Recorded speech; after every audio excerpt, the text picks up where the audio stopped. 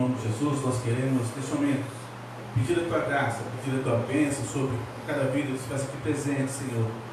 E que todos, Senhor Deus, possa estar com os corações abertos para ouvir a Tua palavra e fazer uso da mesma, Senhor. Pai querido, esteja abençoando o Teu servo pastor, que irá nos trazer o recado que o Senhor colocou no coração dele, Pai. Que ele seja usado pelo Espírito Santo para que venha falar, Senhor Deus, aos nossos corações, ó Pai. E que tudo, Pai, seja para a honra e glória do Teu santo e maravilhoso nome. Em nome de Jesus Cristo nós oramos agradecidos. Amém, Senhor.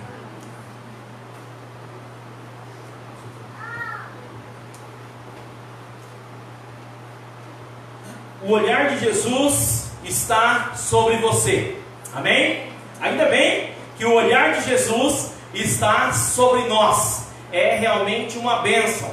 É realmente uma grande maravilha nós sabermos que Jesus, Ele está olhando para cada um de nós. Em Lucas capítulo 22, versículos 61 e 62 está escrito: o Senhor voltou-se e olhou diretamente para Pedro.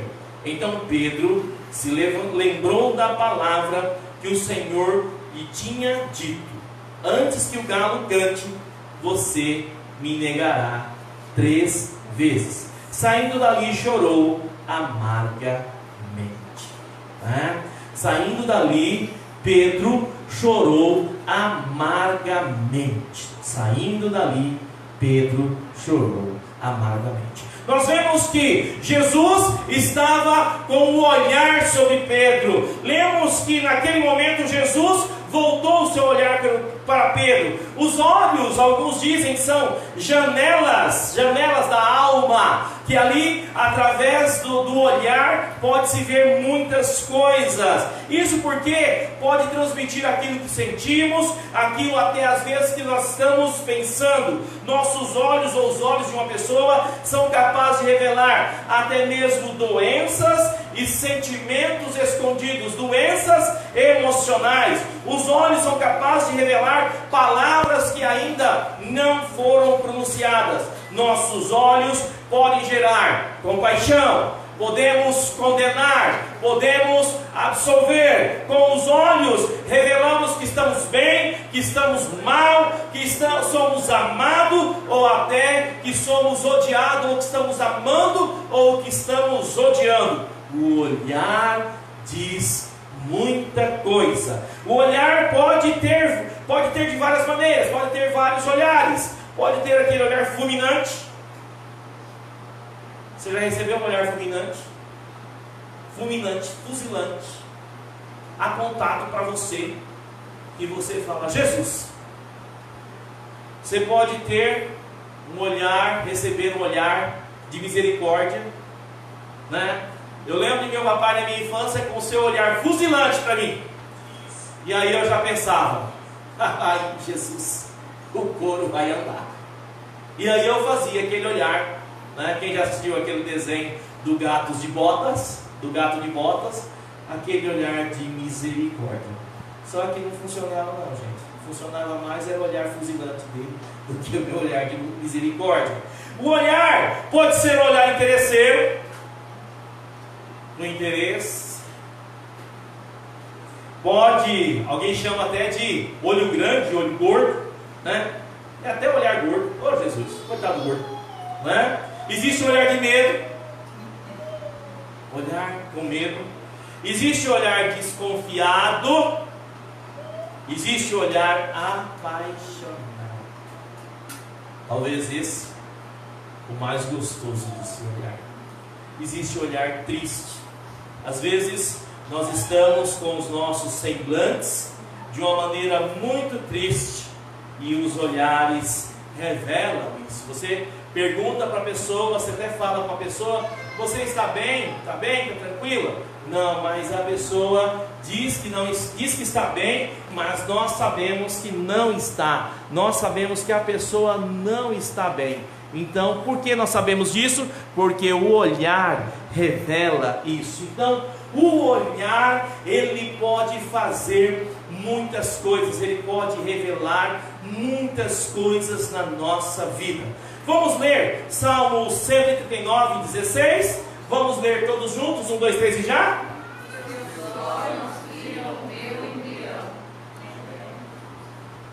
Meus irmãos, antes de nós sermos gente, Deus já nos olhou. Os teus olhos viram o meu embrião. Antes de nós, cada um de nós, sermos pessoas, personalidades nascidas, Deus já olhou. Não é? Seu bebê, irmã Ivanilda, Deus já olha para ele. Seu bebê Bia, Deus já olha para ele. Nós não vemos o rostinho dessas crianças, mas Deus já tem um olhar. É promessa da palavra do Senhor. Um aplauso ao Senhor por isso. Devemos ser gratos por isso. 2 Crônicas, capítulo 16, versículo 9, diz o seguinte: pois os olhos do Senhor estão o quê?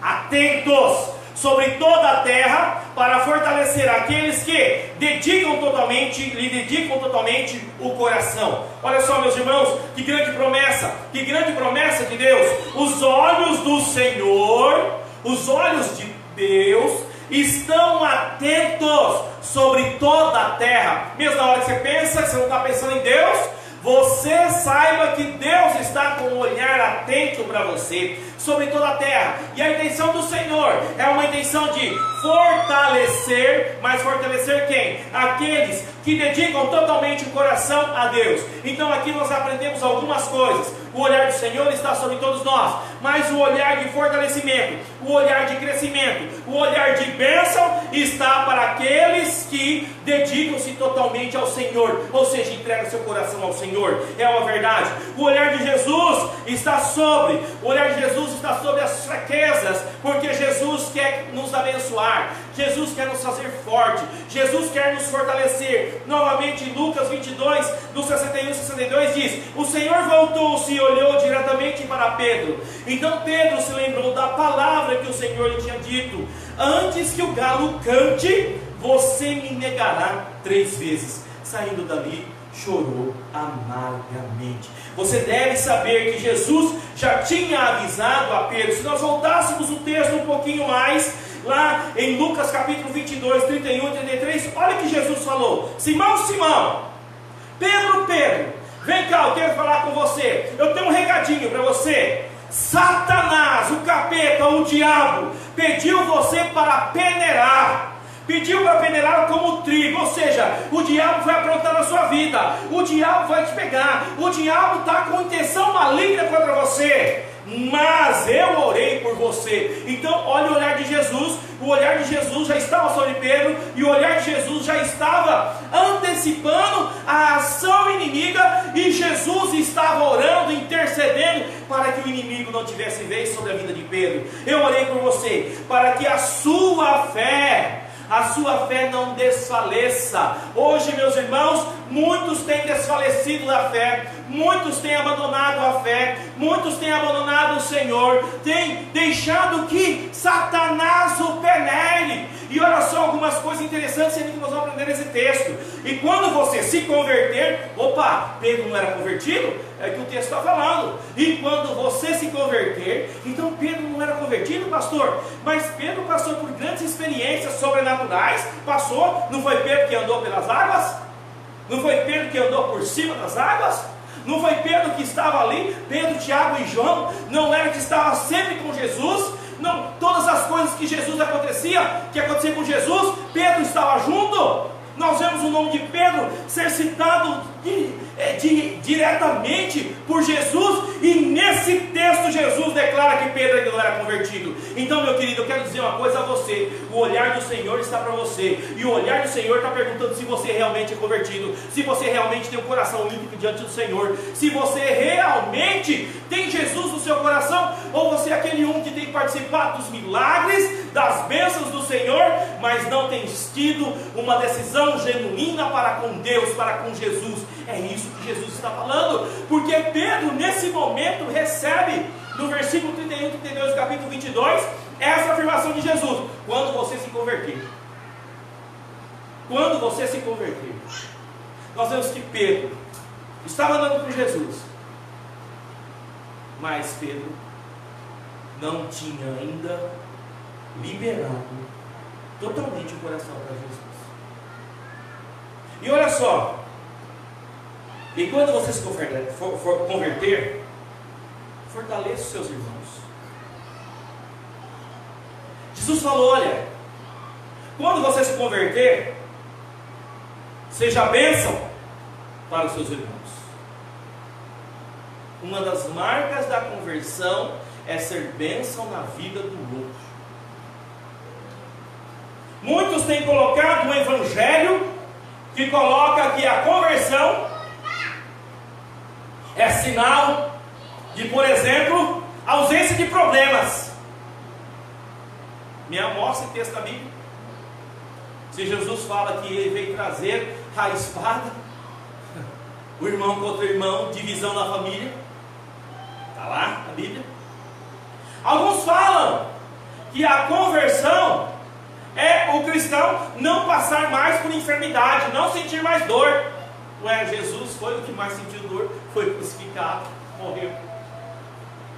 Esse texto coloca um pilar da conversão. Um pilar da conversão genuína é ser bênção na vida dos irmãos. Está certo que é um chamado específico para Pedro, mas nós também temos um chamado específico. Nós temos chamado específico para servir ao Senhor. Nós temos um chamado específico para viver um evangelho genuíno. Nós temos um chamado específico para a conversão. Amém? Amém. Então, olhe para dentro de si, porque o olhar do Senhor está sobre você. O olhar de Jesus está sobre nós.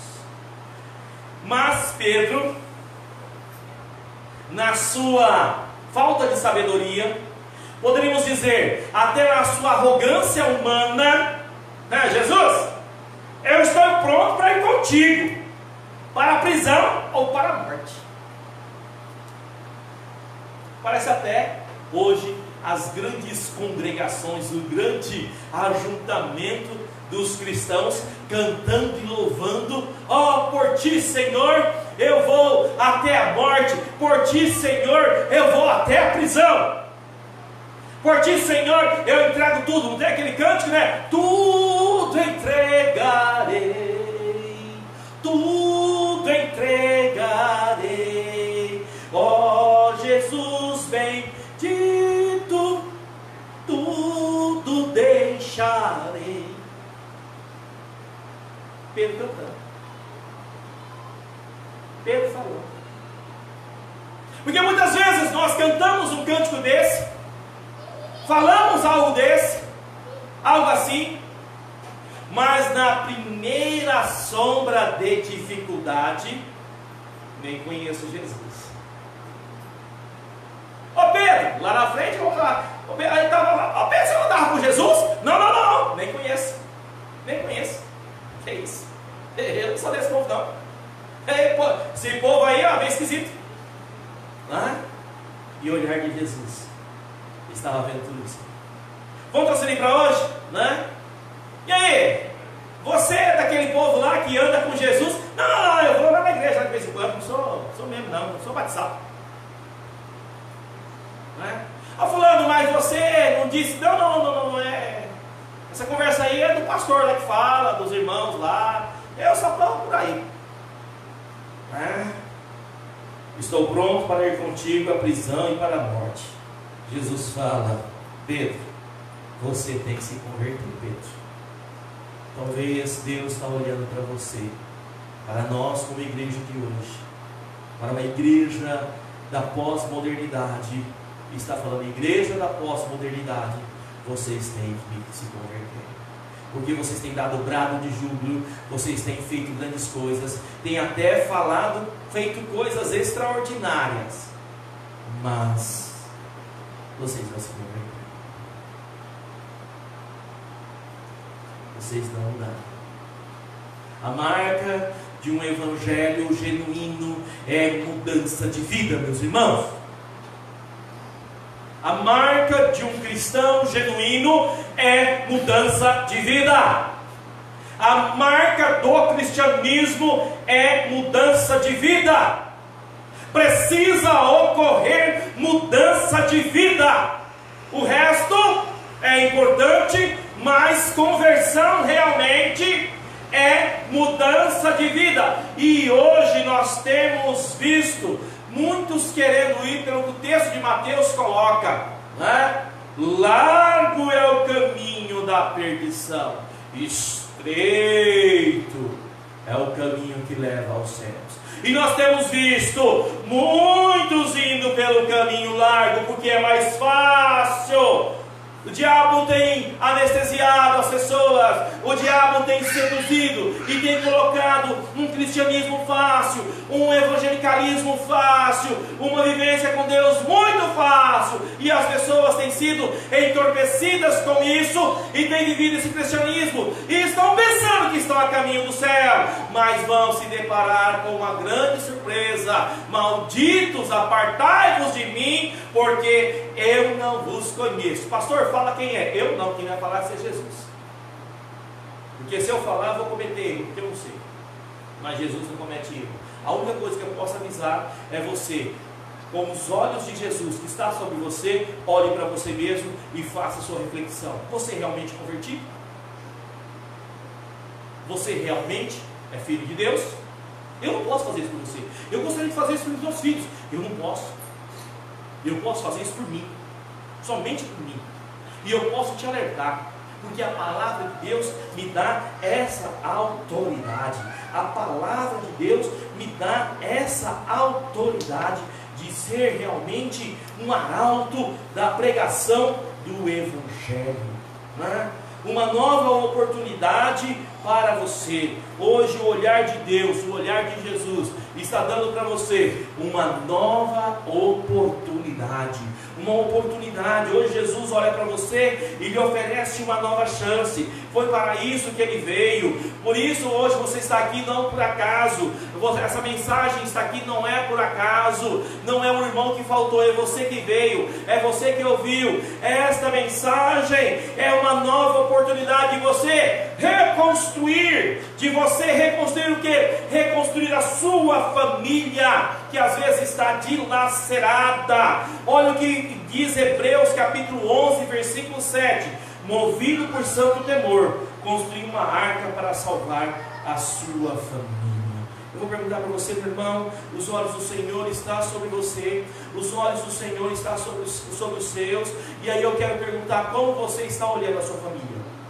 Porque Noé recebeu do Senhor, né, primeiramente uma ordem para fazer uma arca, e aquela arca foi o que? Algo para a salvação da família, tipificando já a igreja não a igreja placa, a igreja não a igreja templo, a igreja corpo de Cristo, é para a salvação da família. Sua família está caminhando para a salvação. Você pode dizer, pastor, mas isso não é responsabilidade minha. Total não, mas tem responsabilidade sim. Por exemplo, nós oramos aqui pelas crianças. É responsabilidade de quem trazer as crianças ao Senhor? Dos pais. Vamos perguntar de novo. De quem a responsabilidade de trazer os filhos diante do Senhor? Então você tem responsabilidade. Você tem responsabilidade. Você não tem a responsabilidade de ele entregar totalmente o coração dele, porque lá você não entra, só Deus. Mas a sua responsabilidade de apresentar Deus, ela é sua. Ela é sua. E é tão interessante, meus irmãos, que essa responsabilidade, ela percorre toda a vivência, de maneiras diferentes. De maneiras diferentes. Talvez com o filhinho no colo você traz aqui, mas depois, quando o filho é adulto, você ainda continua testemunhando. Você ainda continua orando, você ainda continua ensinando, você continua ainda exortando, porque é sua responsabilidade. Pastor, mas ele é velho, ele pega e sai para a festa. Lembra que Jó fazia? Jó levantava-se de madrugada e adorava a Deus e oferecia sacrifício pelos filhos. E vai que os filhos na festa estava fazendo coisa errada. Eu sei que tem muitos pais que nesse momento está aqui e o filho está longe. e um filho está longe, não presença, está longe do Senhor, você não tem responsabilidade pelo coração dele, mas você tem responsabilidade de orar, de interceder, de jejuar, de proclamar e de ainda com muito amor, pedir a Deus uma oportunidade para dizer: filho, você está errado, eu não vou intrometer na sua vida, mas você está errado, você é responsável pelos seus atos, mas mamãe, papai tem orado para você, você tem que voltar aos caminhos do Senhor. É uma época, movido por santo temor, construir uma arca para salvar a família. Você precisa salvar a sua família. Se ele não quiser entrar na arca, o problema é dele, mas você construiu a sua arca espiritual, para que quando ele quiser entrar, ele estará ali, e você construiu e cuidou por aquele que está ali na sua arca espiritual. Não abandone. Mas é época também de reconstruir relacionamentos. Colossenses capítulo 3, versículo 13: suporte uns aos outros. Foi isso que Jesus fez. Jesus suportou a ingratidão, a vergonha de Pedro, de Jesus. Jesus teve vergonha de Pedro. Pedro teve vergonha de Jesus. Pedro foi ingrato com Jesus. Pedro mentiu para Jesus. Ele falou que ia morrer, ia para a prisão. Quanta coisa, quanta ingratidão. Falar de ingratidão. Se for falar de ingratidão, pastor, dá senha. Dá senha. Porque o que nós mais recebemos no mundo pós-moderno é ingratidão. Tanto você como eu. As pessoas são muito ingratas. E às vezes até o sangue do nosso sangue é muito ingrato. São raras hoje as pessoas estão num egoísmo, num egocentrismo tão grande que o muito obrigado não tem, não é? Tantas coisas. Alguém, a coisa simples porque está lá que alguém fez, mas é complicado. Do casa limpinha, quem agradece, muito obrigado. Comida na mesa, né? Muitos aqui já jantaram, outros vai chegar, vai ter a jantar, alguém preparou essa comida. Ah não, vou comer no lanche, alguém vai pagar essa conta, meu filho. Alguém fez por você. Não tem boca.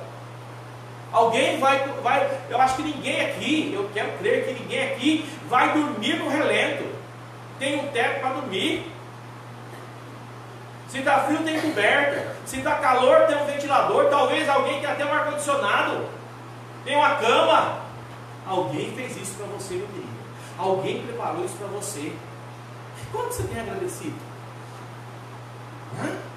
Então hoje nós não temos mais aquele hábito das pessoas serem gratas.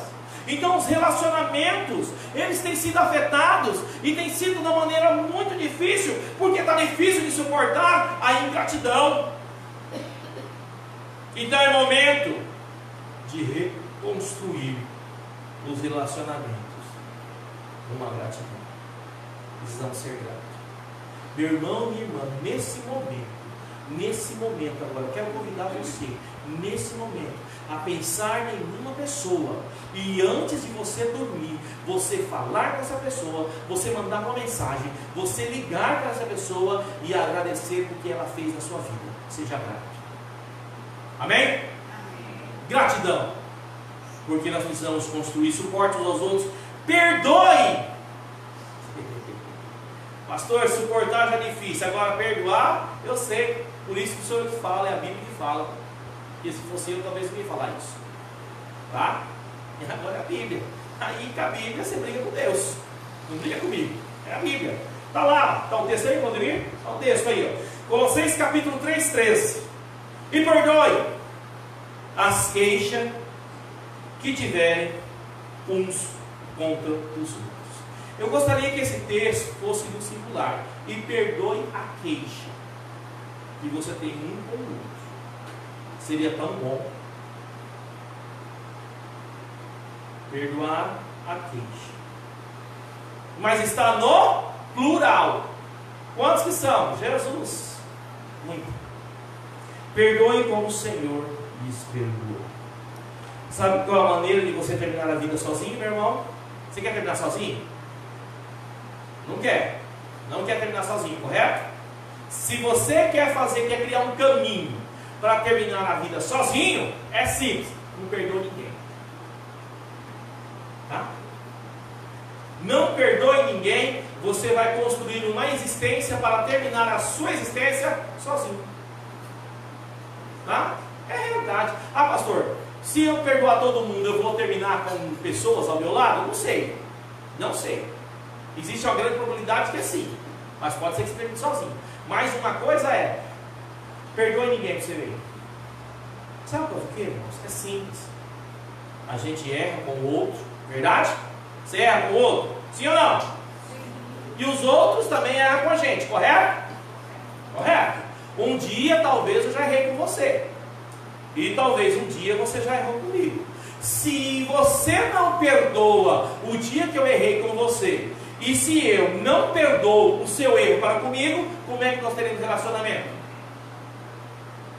Não teremos. Se eu não perdoo o erro do meu filho, e o meu filho não perdoa o meu erro, como é que eu vou ter um relacionamento saudável de pai e filho?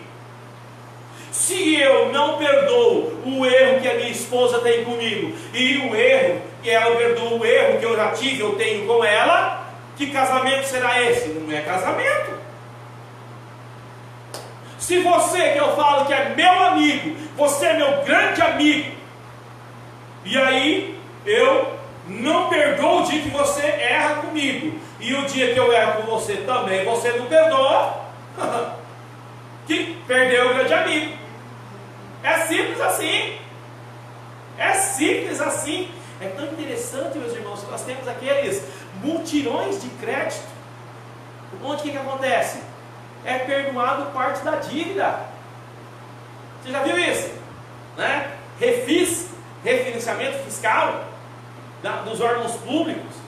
Então perdoa os juros, perdoa as multas, dá um desconto, para quê?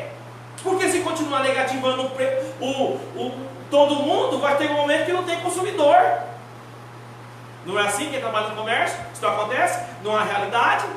Chega um momento que tem tanta gente devendo, e se for bloquear todo mundo, ninguém entra no comércio. Não é verdade? Nós temos visto nas prefeituras, no estado, né, até esse final de ano e começo de ano, aqueles plantões de renegociação de dívida, para que a pessoa renegocie e vai e toque a vida para frente, porque senão não vai ter condições, vai perder o cliente. Então, meus irmãos, se não, sabe qual a maneira de você terminar a vida sozinho? Nunca peça perdão e nunca perdoe. Por isso que hoje pela manhã eu cometi uma gafe tão grande com meu irmão, meu amigo Claudemir, mas eu já cometi já na hora, pelo amor de Deus, perdão, né? E eu não quero que nossa amizade se abale, porque de novo eu peço perdão. Né, Claudemir? Certinho? Vai? Então tá bom. Entendeu, meus queridos? A gente precisa pedir perdão. A gente precisa, irmãos. A gente precisa. Ah, não. Ao meu olhar, se fosse alguém melhorzinho, eu perdoava.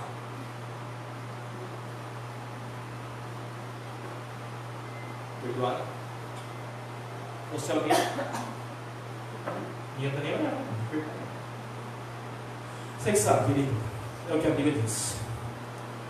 É também o olhar de Jesus. Estamos olhando para nos ajudar, como Jesus quis olhar para Pedro, como Jesus olhou para Pedro, para ajudá-lo. Ele tornou-se um grande líder, tornou-se um grande pregador, tornou-se um grande apóstolo, porque ele deu a possibilidade de reconstruir os sonhos. Olha o que diz o Salmo 126, versículo 1 e parte do 3. Quando o Senhor nos libertou, nossa vida parecia um sonho. O Senhor fez grandes milagres no meio de nós. Quem recebeu um milagre do Senhor, dá um glória a Deus. Sabe por quê? Deus faz milagre nas nossas vidas para também ressuscitar as nossas almas. Já pensou se não fosse o milagre de Deus na sua vida, meu querido? Você já pensou se não fosse o milagre de Deus na sua vida? Essa semana, meus irmãos, eu tive algumas experiências fantásticas. E eu tive algumas experiências de algumas pessoas ligarem para mim e falar: por que você nunca mais ligou? Por que você nunca mais conversou comigo? E essa pessoa falou: será que eu fiz alguma coisa que o nosso relacionamento foi rompido? Olha, Aguinaldo, se eu fiz alguma coisa contra você, diga o que é. Eu peço perdão de antemão, mas eu estou com saudade da maneira que nós conversávamos. Eu estou com saudade da maneira que a gente tinha um relacionamento. Eu estou com saudade da maneira que você mandava as mensagens para mim. Eu estou com saudade do jeito que a gente convivia. E a voz estava em choro naquele momento. E eu falei: não, você que tem que me perdoar. Por quê? Uma coisa tão importante que é a nossa amizade, e pela minha ignorância, pela minha pequenez, pela minha falta de senso, pela minha falta de prioridade, eu estou deixando de construir, de estabelecer, de fortalecer uma amizade tão sincera. Eu que estou sendo um bocó, eu tenho que pedir perdão. Isso foi fantástico,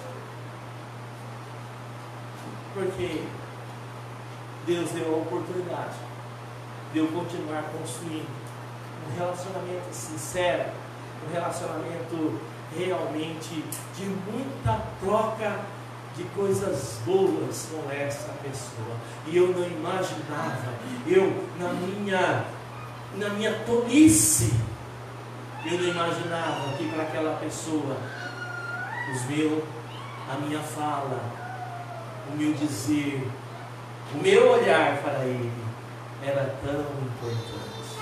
E eu aqui, pastor, eu aprendi com aquela pessoa que eu tinha que voltar atrás, olhar, né, olhar para Deus e falar: onde tu caíste?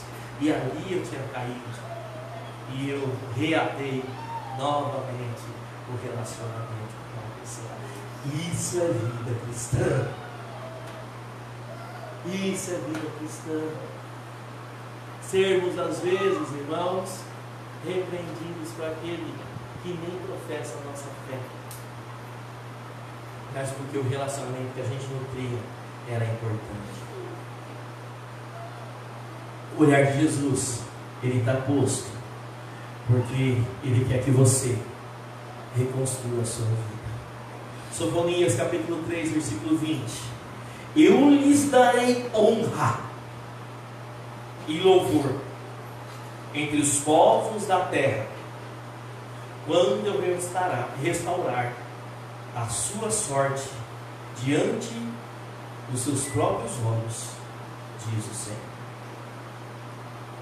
Vamos ler esse texto juntos? 1, 2, 3 e já. Eu lhes darei honra e louvor entre todos os povos da terra, quando eu restaurar a sua sorte diante dos seus próprios olhos, diz o Senhor. Irmãos, Deus quer restaurar e Deus quer nos honrar, mas não é a honra do nosso jeito, tá? É do jeito de Deus. É do jeito de Deus. E Deus honra-nos.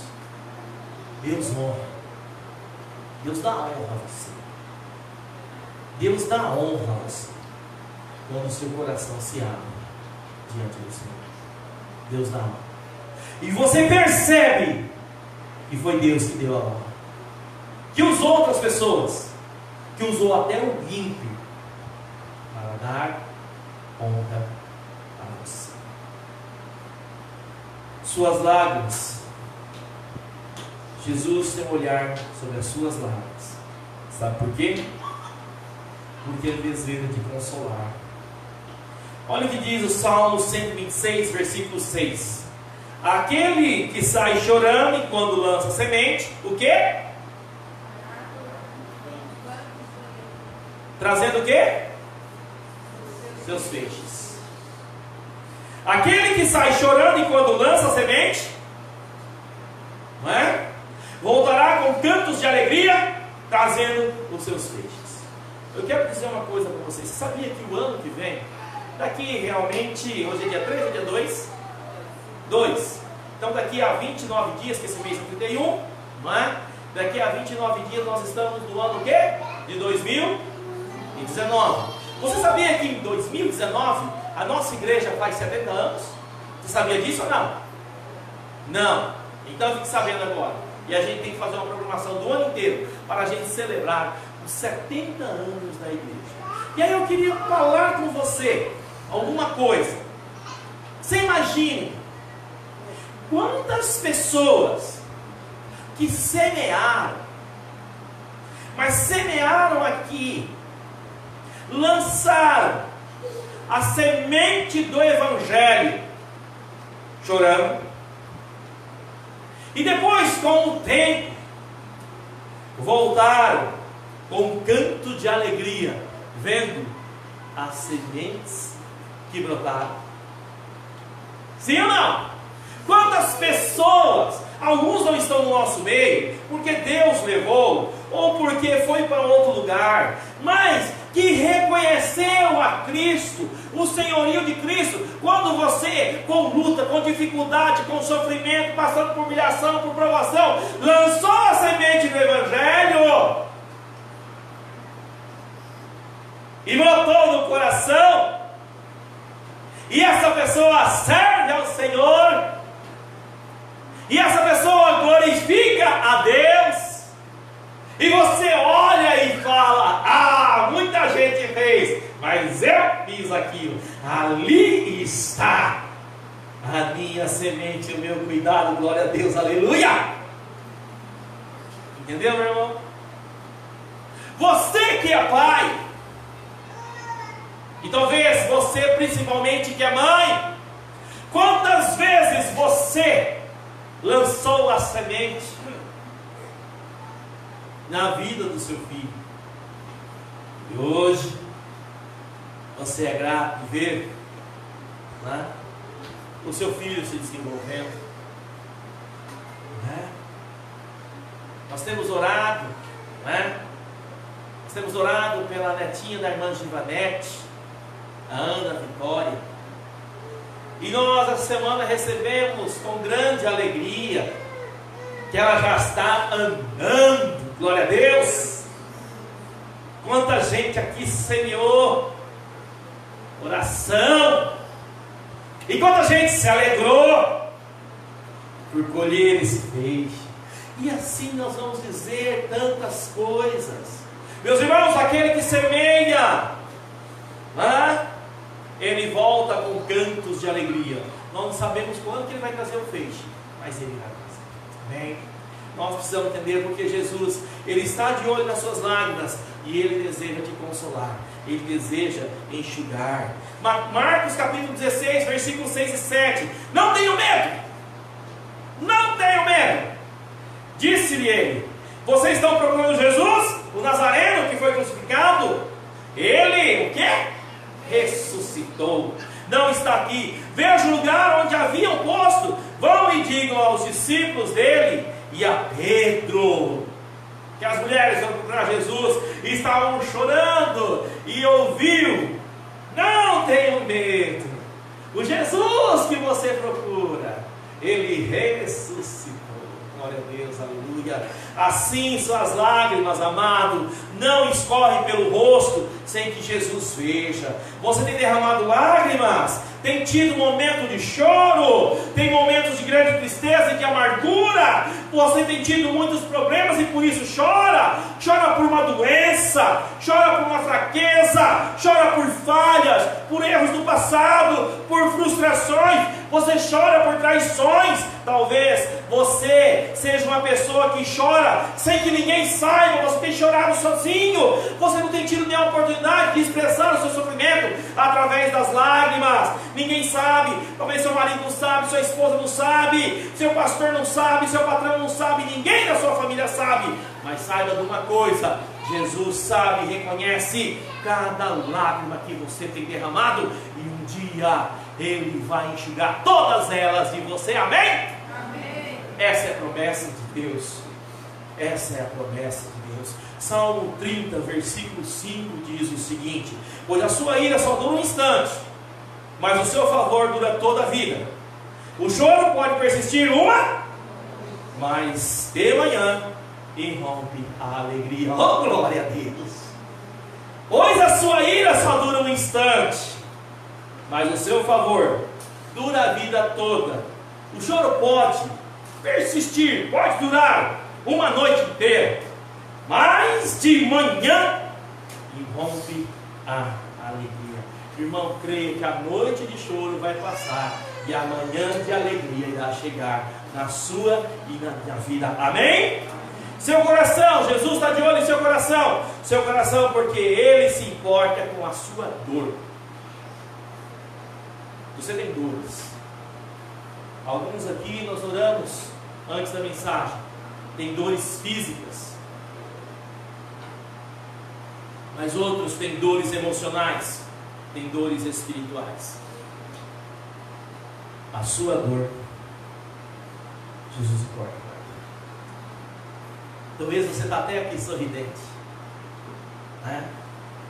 Sabe aquela dor que você sabe? Jesus se importa. Ele se importa. Um texto um pouquinho longo, mas eu quero ler para você. João 21, 15 a 17. Depois de comerem, Jesus perguntou a Simão Pedro: Simão, filho de João, você me ama mais do que estes? Disse ele: sim, Senhor, tu sabes que me ama, que te amo. Disse Jesus: cuida dos meus cordeiros. Novamente Jesus disse: Simão, filho de João, você me ama? E respondeu: sim, Senhor, tu sabes que eu te amo. Disse Jesus: pastoreia minhas ovelhas. Pela terceira vez ele lhe disse: Simão, filho de João, você me ama? Pedro ficou magoado por Jesus lhe perguntar pela terceira vez: você me ama? E disse: Senhor, tu sabes todas as coisas e sabe que te amo. Disse Jesus: cuide das minhas ovelhas. Ou seja, Jesus não deixou Pedro abandonado. Primeiro Jesus avisou Pedro, falou: ó, Satanás quer pegar você. Quando Satanás entrou e cilindrou Pedro, Jesus olhou de longe. E Jesus, depois de ressuscitado, quis ter esse diálogo mais profundo com Pedro. Pedro negou 3 vezes. Agora 3 vezes Jesus pergunta: tu me amas? Tu me amas? E agora Pedro convertido, Pedrão realmente, Pedro que serve ao Senhor, ele fala: tu, Senhor, sabe de todas as coisas e sabe que eu te amo. Ou seja, Pedro está falando: Senhor, com os seus olhos veem tudo, não tem como esconder. Lá no passado eu tentei esconder, Senhor. Eu falei que ia para a prisão e morrer, mas o Senhor já olhava, eu não sabia. Mas agora eu sei, o Senhor olha tudo, não há nada escondido. O Senhor sabe que eu te amo. Como Pedro foi acolhido por Jesus, Jesus quer acolher você. Jesus não está olhando para você para te condenar. Jesus não olhou para Pedro com um olhar de condenação, mas sim para amar, para salvar e para abençoar. Apocalipse 21, 4. Vamos ler esse texto? 1, 2, 3 e já. Ele enxugará dos seus olhos toda lágrima. Não haverá mais morte, nem tristeza, nem choro, nem dor. Sabe que lugar é esse? Esse lugar é o céu. Olha que texto fantástico. Meus irmãos, então tente isso. Feche seus olhos para o mundo e tente ver Jesus olhando para você. Jesus está lançando o olhar para você, e é um olhar de amor, é um olhar de perdão, é um olhar de cuidado, é um olhar de proteção. Jesus está olhando para você. Eu sou professor e vejo muitas vezes, principalmente com as criancinhas, quando tem alguma apresentação, alguma coisa, e nós vemos aquelas crianças no palco fazendo alguma coisa, alguma apresentação, e nós vemos que quando ele busca na plateia o olhar daquele que te dá proteção, o pai, ou a mãe, o tio, alguém que está ali, ele fica sorridente. porque aquele olhar dá proteção, aquele olhar dá vinculação. E é tão interessante como professor mesmo, a hora que eu estou com meus alunos, né, e nós construímos uma boa relação, construímos um bom trato, e na hora que eu posso acolher os meus alunos de uma maneira, pode olhar para mim, que você sabe que você pode contar comigo. Como isso não tem preço, meus irmãos, o olhar. Agora nós que somos falhos, temos olhares tão fantásticos, mas vamos olhar de Jesus. Imagine o olhar de Jesus. Salmo 30, versículo 11: mudaste meu pranto em dança, e minha veste de lamento em veste de alegria. Ou seja, tirou o choro. Ele mudará o seu pranto em dança, Ele mudará a sua veste de lamento em veste de louvor, de alegria. Para o seu coração, cante louvores a Deus e não se cale, porque Deus vai mudar. Por isso, abra agora mesmo o seu coração para Jesus, abra a sua vida para Jesus. Ele olha para as suas fraquezas, mas não com reprovação. Ele olha para as suas lágrimas, mas não para fazer você chorar mais. Ele quer enxugar as suas lágrimas. Ele olha para o seu coração, mas de uma maneira que Ele quer curar o seu coração. Não desista, porque Ele se importa. Jesus faz isso porque importa com você. Você é importante para Ele. Ele, muito mais do que você possa imaginar. Você é muito, muito importante para Deus. Ele não desiste de você. Deus te ama de uma maneira sobrenatural. Os olhos do Senhor estão sobre você. Os olhos de Jesus estão sobre a sua dor, sobre a sua lágrima, sobre o seu tormento, sobre a sua aflição. Conecte com os olhos de Jesus. Jesus olhou para Pedro, e Pedro de longe percebeu o olhar de Jesus. Talvez você está longe de Jesus. Está tão perto de tantas coisas, mas está longe de Jesus. Jesus está olhando para você. Olhe para Cristo. Conecte o seu olhar com o olhar de Jesus. Vamos orar? Curva essa cabeça. Senhor meu Deus e meu Pai,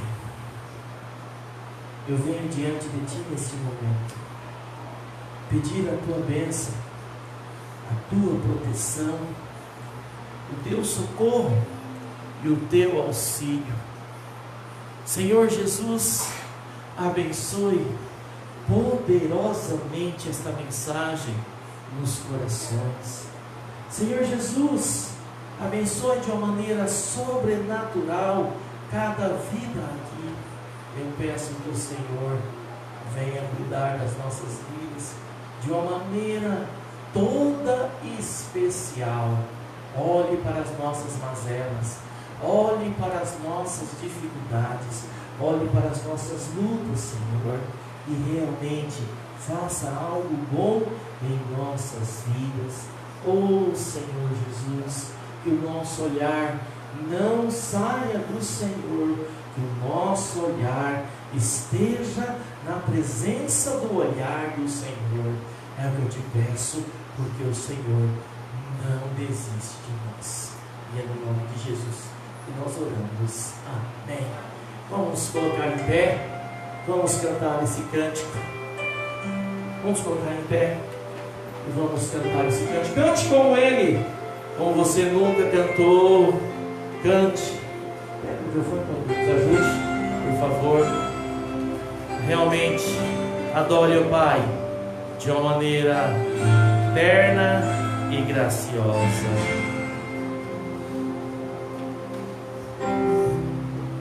Não importa quem você é, não importa o que você fez, Jesus conhece o seu interior também.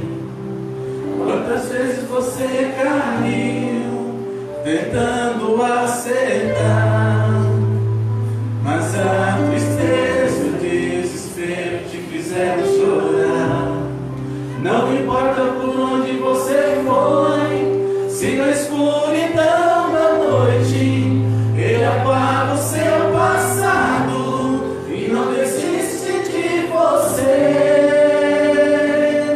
Ele não desiste de você, Ele se importa com você, Ele compreende o seu caminhar. Nunca vi amor tão grande assim.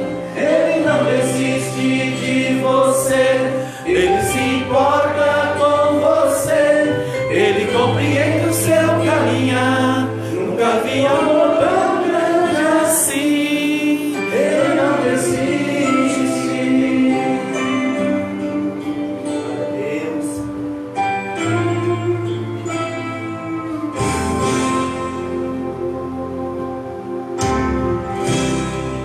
Não importa quem